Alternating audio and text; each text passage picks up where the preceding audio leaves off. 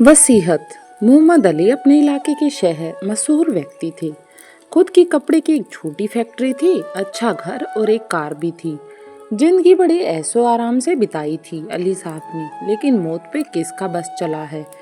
जब अंत समय नजदीक आया तो मोहम्मद अली ने सोचा कि अपने बेटे के नाम की वसीयत लिख दी जाए।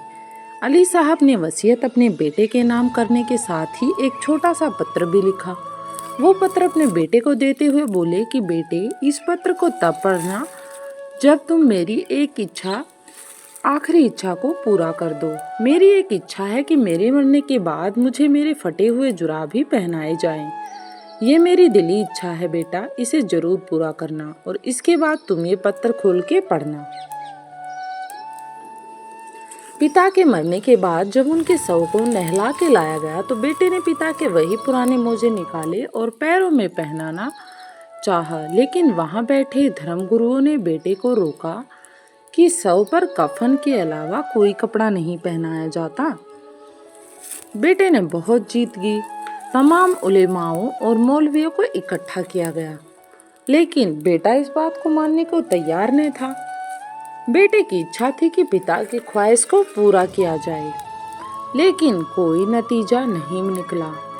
आखिर हार कर बेटे ने वो पिता का दिया हुआ पत्र खोला तो पढ़कर सुन रह गया।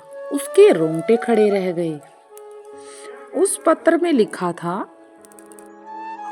मेरे बेटे, मैंने जिंदगी भर दौलत जमा की, फैक्ट्री खड़ी की, बड़ा घर बनाया और समाज में एक अच्छी पहचान भी बनाई, लेकिन इन सब के बावजूद भी मैं अपना एक फटा मोजा भी साथ नहीं ले जा सका। मैंने सारी फैक्ट्री और दौलत तुम्हारे नाम कर दी, खूब पैसा कमाना, लेकिन एक बात याद रखना, एक दिन मौत तुमको भी आएगी और तुम अपने साथ कुछ न लेकर जा पाओगी। सब कुछ यहीं का यहीं रह जाएगा। बेटे ने ये बात सुन के बड़ा ही आश्चर्य किया। इसलिए अपने कर्मों को हमेशा सदा ऊंचा रखना और इस धन को नेक काम और गरीबों की मदद पर खर्च करना, यही तुम्हारी सबसे असली दौलत है जो तुम्हारे काम आएगी। बस यही एक पिता की वसीयत है और नसीहत भी। इसे हमेशा याद रखना ताकि जीवन में तुम्हें कभी समस्या न आए। पढ़कर बेटे की आंखों से आंसू झलक आए। आते भी क्यों नहीं, पिता ने जाते समय इतनी अच्छी नसीहत जो दी थी। सत्य ही तो है, चाहे लाख पैसे इकट्ठा कर लो, तुम अपने कर्मों के सिवा इस दुनिया से कुछ नहीं ले जा सकते।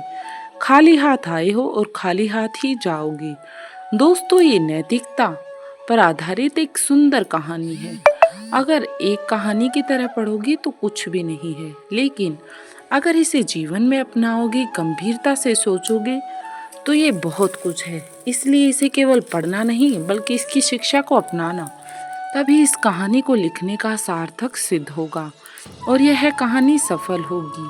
कहानी पसंद आई हो तो वीडियो को लाइक कर दें और चैनल को सब्सक्राइब कर दें ताकि और भी आने वाली ऐसी ही वीडियो आपको मिलती रहें। और कमेंट करके बताएं कि आप इस बात से सहमत हैं।